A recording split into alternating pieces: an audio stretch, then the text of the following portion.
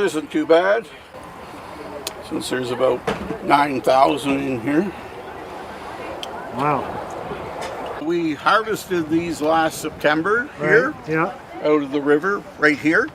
And we took them back and raised them in our hatchery in Prince George. Okay. And now they're coming back home. Nice. Start their 5-year life cycle.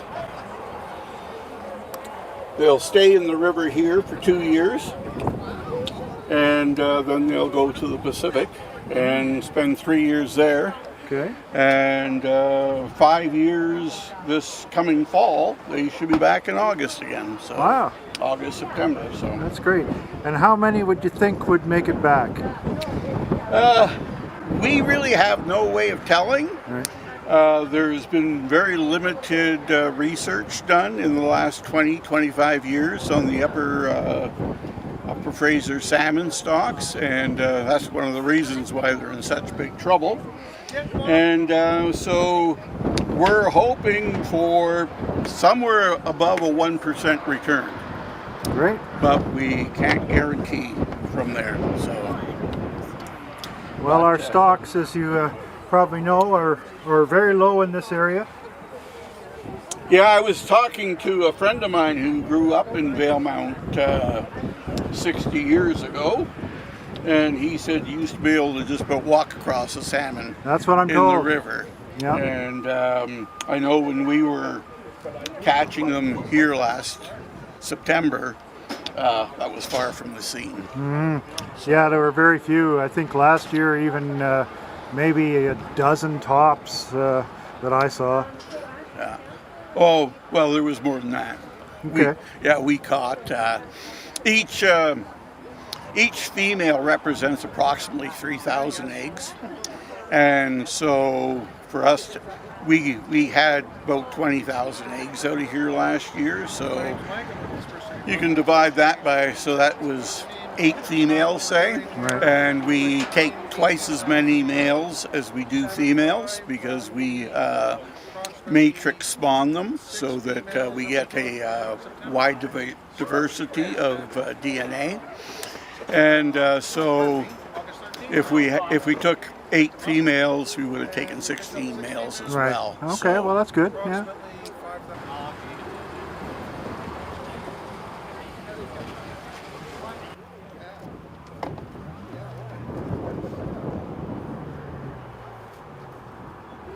What we got to do is we've got to acclimate the fish to this river's water.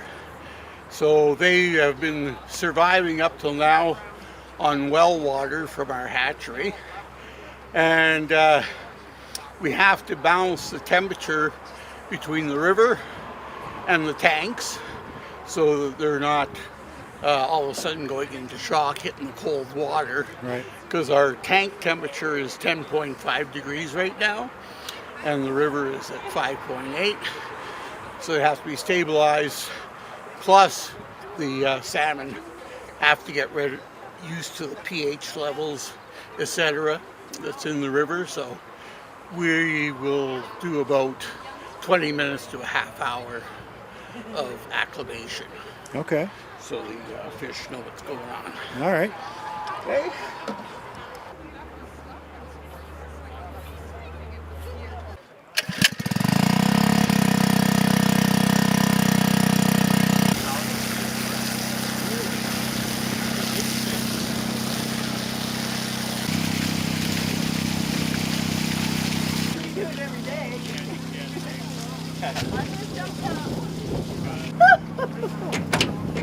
Oh, look at that. Oh my gosh, look at that. That's something. There you go. Look at that. Did you see the little blue one down there? Oh, that is cute.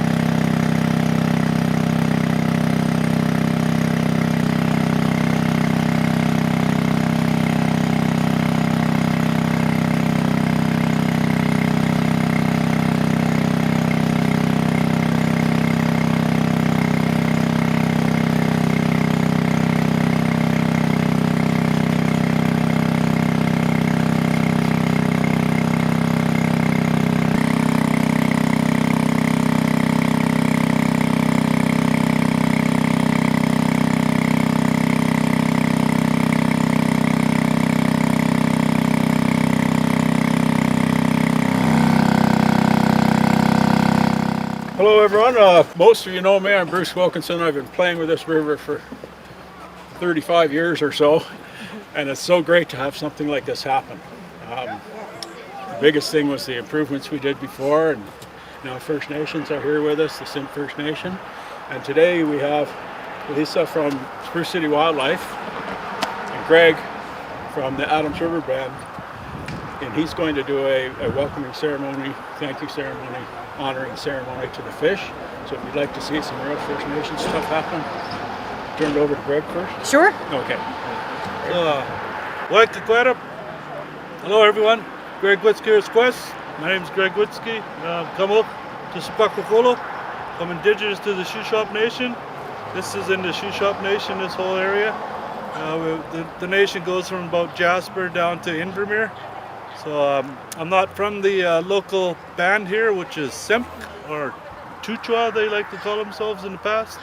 They are actually relocated from Tetchuncash down to the barrier area over 100 years ago. There's a representative that was supposed to show up. She couldn't make it. I come in from Adams River, Sistalin, which is part of the nation. So I come all the way up here this morning to do a tobacco offering. If we offer tobacco to our creator, these little fish here are the creator, we all are, then we're going to pray that they make it back and spawn when they're supposed to, and they survive and thrive to feed us, and for fishing, and to pass on to the little kids on how to sport fish them later, or whoever else we want to utilize that natural resource. And I don't even like to say resource, it's a material from the creator. Resource leaves it open for exploitation. We don't want that. So there's quite a few people, more than I expected. I thought it would be just a small crew. I carry with me at all times tobacco for offerings. It's not just for fish releases or for when I'm hunting and I harvest an animal. But if I find a dead bear or a chipmunk or something on the highway, I pull over, drag it off the road, leave a little bit of tobacco, and say a prayer for that spirit to cross over. This is special tobacco here, and not special and funny. It comes from 500-year-old seeds that have been passed down through generations. That's why there's so very little. I do have the commercial tobacco, so that's from your store. If anybody would like to do a tobacco offering, I can give you a little pinch of this, and you just pray any way you want. Pray to Creator, God, Buddha, higher power. It doesn't matter, as long as you're believing that there's somebody looking after us, and that all the resources and ourselves mainly, our spirits. So I'm going to do a small offering with this 500-year-old seed tobacco, and then I'll leave this one. I'll hold it open. If anybody else wants to take a pinch, they can. And throw it in the water. It's nice here, we don't have to wade in the water, we can just drop it off here. Say your prayer, mine will be in the language, and then I'll say in English what I said. For myself, I got to use this. It was gifted to me for these purposes.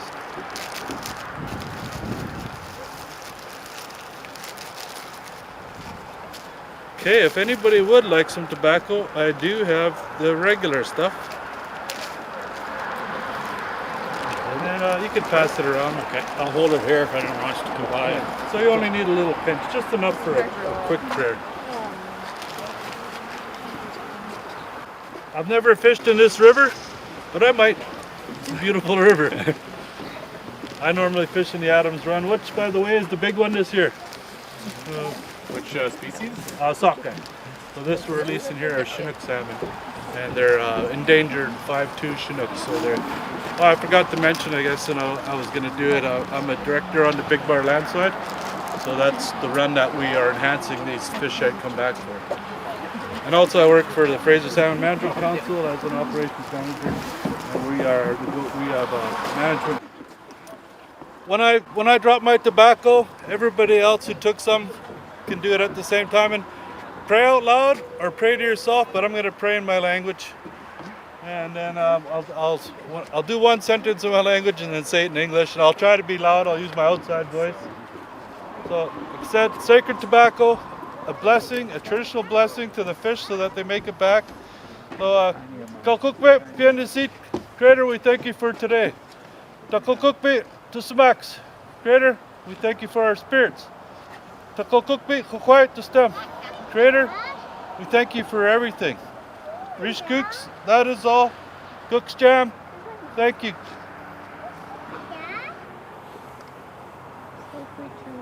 So I'm Lisa. I am the director of the salmon stock rebuilding for Spruce City Wildlife Association up in Prince George. We are a 100% volunteer organization. None of us get paid to do this. We just do this for fun and to help get these salmon stocks back up to where they were, or hopefully up to where they were. Our organization is 100% donation run. And we rely on corporate sponsors and citizens like yourselves to help our cause to get these salmon back into these rivers. What we're going to do is the second tank of fish, we're going to get a bucket and we're going to put a bunch of fish in there, and we're going to have some cups, and we're going to put a couple in each cup, and you can take it down to the river. I will warn you that it's not very safe getting down to the river, so little guys, not so sure. But we do ask that you're very, very careful going down. That spot is about the safest that I've been able to see, but it is a little treacherous. So if that's something that you'd like to do, just come on down to where I am at the bucket and we'll scoop you out a couple of fish. And we're so glad to see such a great turnout. A couple of people that we'd like to acknowledge and thank. So we have the SIP First Nations, who actually came out last fall to help us fish for these eggs. Canfor as a corporate sponsor of the Swift Creek. UFFCA, the Big Bar Crew, I'm forgetting somebody, DFO, and the community for all the support that we've had and the great community rally that we get behind us. So let me know I'm going to head over to the bucket and we're going to get releasing the last of these fish. We are releasing just over 18,000 today into this river. So we appreciate all the support from you guys and glad you guys can all make it out here.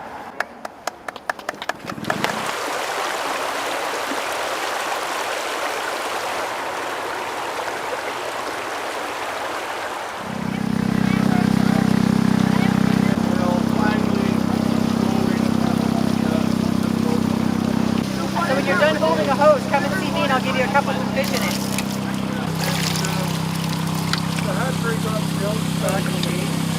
All right. There you go. That's a lot of fish.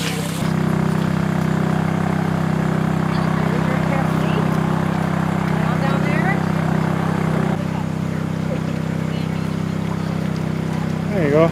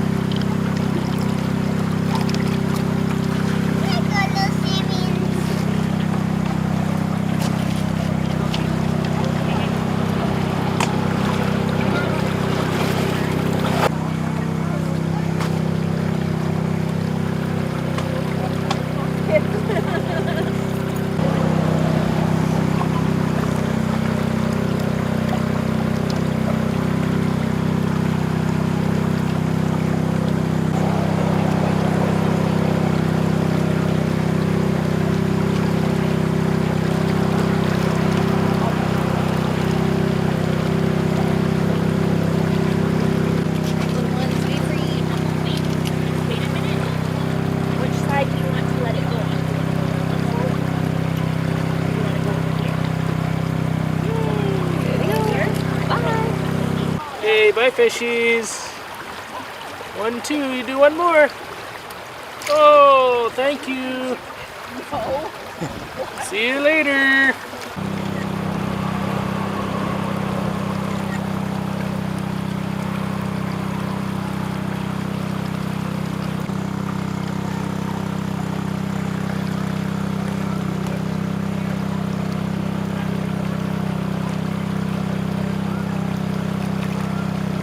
But that's something you've never done before, eh? Absolutely.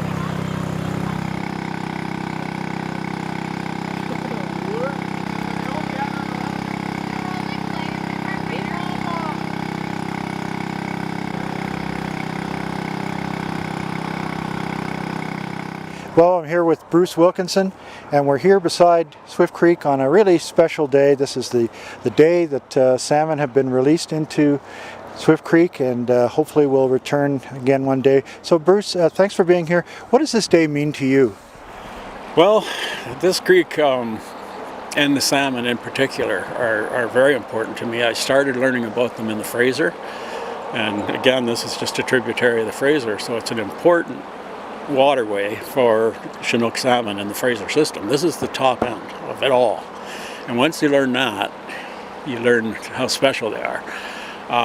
So I started caring about this river because I saw people walking in it, chasing salmon, and it used to just irritate me. I wouldn't even come down here. I'd get so angry sometimes. And I developed the talk about the salmon's life cycle in the upper Fraser, on the Fraser, doing rafting trips and making my living off of it. So making a living off of it means a lot to you.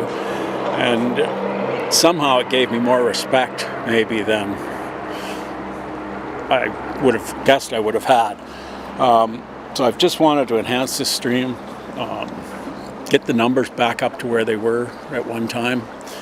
They have declined and declined and declined for a long time, and to have Spruce City Wildlife finally get hatchery fish here. The hatchery fish are about 5 times the size of the natural fish because they're in this controlled environment. So what they've just released here today should have a higher survival rate, which is exciting as all get out to somebody like me, because I know we only get about 2% of our fish back out of what spawns here. And to see we might get 7 to 10, 15%, it only takes a few years for those numbers to come back. So this is just overly exciting to me. You know, it's just a culmination of 25 plus years of looking after salmon. Yeah. Well, let's talk a little bit about that, because I've been in Valemount 9 years, and you were doing the salmon talks before that. We were trying to think of how long it was before that. Let's just say many years you've been doing the salmon talks here and educating people and helping. Well, let's just talk about that. The education component, I think, is really huge these days. Well, I've always believed you can't change things without educating, and educating is where it's all at. So basically, that's where I'm from, is if I teach them about them, they'll respect them, and it's worked really well.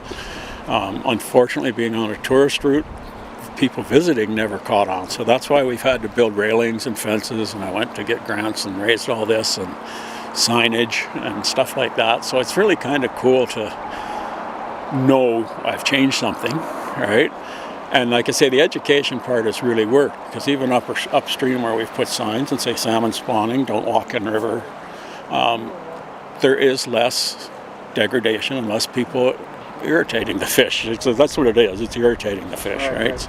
So yeah, it's just been something. It's not work. I was just talking to somebody over there from Spruce City, and they said the same thing. We said, you know, I've done work all my life, but this is where I want to be. I don't want to be at the factory I'm working at or at the office I'm working at. Right. So pretty gratifying, because I've talked to you several times about the salmon. We did the Discover Valemount episodes on them as well. But I remember doing a story on the Swift Creek rehabilitation and the bank rehabilitation that you did, which is all a big part of this. I think people don't realize how involved you've been overall with the health of this creek. Well, thanks for acknowledging that. Again, it wasn't like it was work. It was, how can we enhance it so that more babies, there's more nesting areas, there's more habitat for the babies to hide in. And luckily I met the right guys from fisheries who would help me sponsor that, and found the grant money. And we put in lots of structure in the river to change the flows, to make sure the right gravel beds are set. And, you know, every year this river changes, and where we might have a lot of fish in this spot one year, we may not have them the next, because the gravels that come down are too big or too small for them. So they go and find the place that's right for them. It's about the fish. What do you see as the future now? What else can be done here, or have we done enough now to let nature get a foothold? That's a tough one, because nature keeps changing. You've seen the floods we had. It was the flood of, I think it was 2011, that caused me to start the enhancement of the stream, because it destroyed so much. Just bigger rocks were brought in here then, and not the right size gravels for the fish. So that's what started our first enhancement project. And as far as I know, there's been over $650,000 into structure, which people can't see because we made it look like the riverbed. But what it's doing is changing the flow of the river so the currents are right for the salmon, and it's proper. It's But like I say, we never know what nature's going to bring us. There's a lot of snow up there this year. If we get a hot melt, this is going to really change a lot, and then we may have to come back again and do it again. But nature will win every time, and nature will adapt to what it does to itself. This river will always have some fish in it, but whether we can get numbers back up to 17 or 18,000, which would be great, returning salmon, it would be wonderful numbers in there, right? Well, let's just see. Let's just hope that 2 years' time, or is that about how long it will take, 2 or 3 years, before we see results here? Well, we won't see these fish back until they're about 7. They're gonna stay here right through this summer and next winter. So in the spring of 2022, April of 2022 is about when they'll leave here, along with the babies that were born in this stream this year. And they'll all swim to Vancouver, spend about 5 years in the ocean. Better part of a year getting back, which makes most of our fish here average 7 to 8 years old. That's why they're so unique and so different from other salmon and other rivers where the water's warmer. Great. Well, I think it's a great day. I think it's wonderful work that you and others, many others, have done here, and it's just wonderful to see the community come out and support it, and hopefully we'll see some of these guys back in a few years. Yeah, it was extremely gratifying to see how many people came out and have the Simp Nation here with us to celebrate this. Well, great. Thanks very much, Bruce. Thank you, Gord.